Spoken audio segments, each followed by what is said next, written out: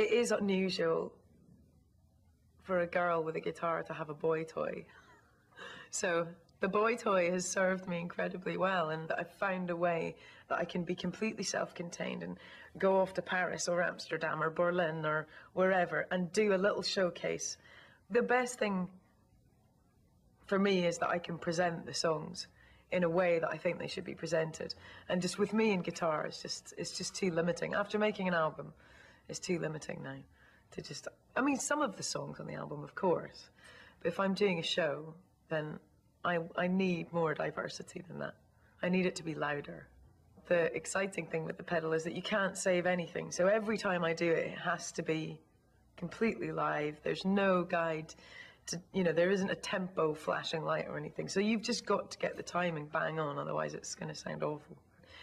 So not only can I go out and play the songs in a way that I think does them justice in regards to how we made the album with the pedal, but also it's totally new. People haven't seen it before.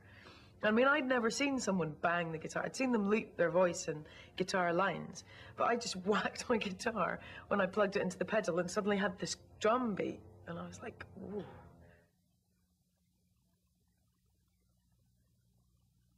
False Alarm is a difficult song for me. And it's really interesting, actually, because there's a few co-writes on the album with, a couple of them are with a Swedish guy called Martin Terefa. And, you know, the whole idea of co-writing to me was, you know, I thought it was very weak and actually pretty bizarre going in and writing a song with someone that you've never met before. And I just struck up this great relationship and prolific relationship with Martin. And the thing, I think the trick as a writer to co-write music with someone is that. Co-write the music, because someone else can't write your lyrics for you. They can be encouraging or they can be suggestive, but the words have to come from you. Otherwise, how on earth can you expect to go out and play that in front of people and be genuine that you're actually saying something that you want to say? And I think when you've got some support behind you and you've got encouragement from someone that you trust on a creative level, you are bolder with how much you give away. And it can be a real enormous sense of relief, particularly with that song, False Alarm, which is about the kind of fall from innocence when you realise that there's a very good friendship in your life that isn't going to be fixed. It's gone wrong and it's staying wrong. And I think it's quite a kind of defining moment in your life when that happens to you for the first time, that a good friendship goes drastically wrong. But I don't like to think really that I'm just airing laundry from a purely selfish point of view, that I'm, you know, just basically making myself feel better. There is an intent to create something, and I think it's just drawing on a darker place.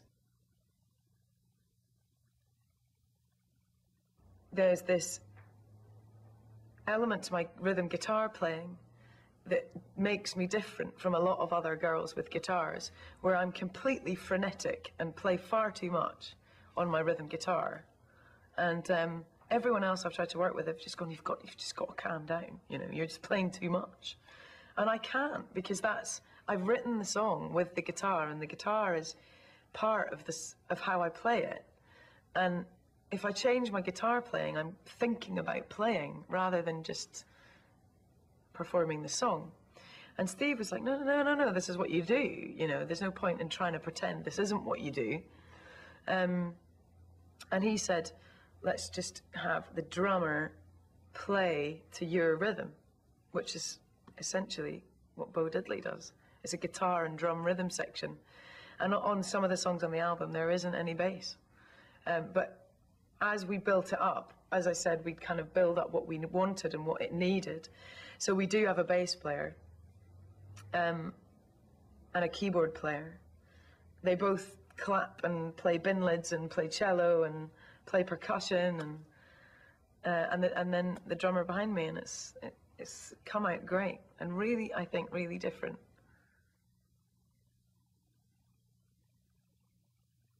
I've got this innate tendency to write very mainstream music. You know, I don't write weird experimental songs. I never have. I might do in the future, but at the moment I don't. And I find it really, I still find it very invigorating to write in a traditional format with your verse, your chorus, your verse, your middle eight, and then your double chorus at the end. And I still really enjoy that structure. And once I don't enjoy that, I'll do something else. But at the moment, I still feel like there's things to be done within that. But I do listen to quite odd music. I don't listen to music that you would naturally put in a box with my music. You know, I often listen to Bonnie Prince Billy, to, as we said earlier, to Tom Waits, a lot of underground stuff, Half Cousin, Micah P. Hinson, Willie Mason. I love Bob Dylan, I love David Bowie, and it's really not music that you would immediately put next to the stuff that I write, which I think is really interesting, actually. I just feel like this sort of juicer, where I'll put all this stuff in, and I come out with my thing, and there isn't anything in particular that's flavouring it, you know, it's just a mix. But I just think because I listen to quite left of centre music at home, it does have an effect on what I write and just twists it slightly. And I love using something that will maybe be a little bit unconventional in the lyrics, or, you know, usually lyrically, but sometimes musically.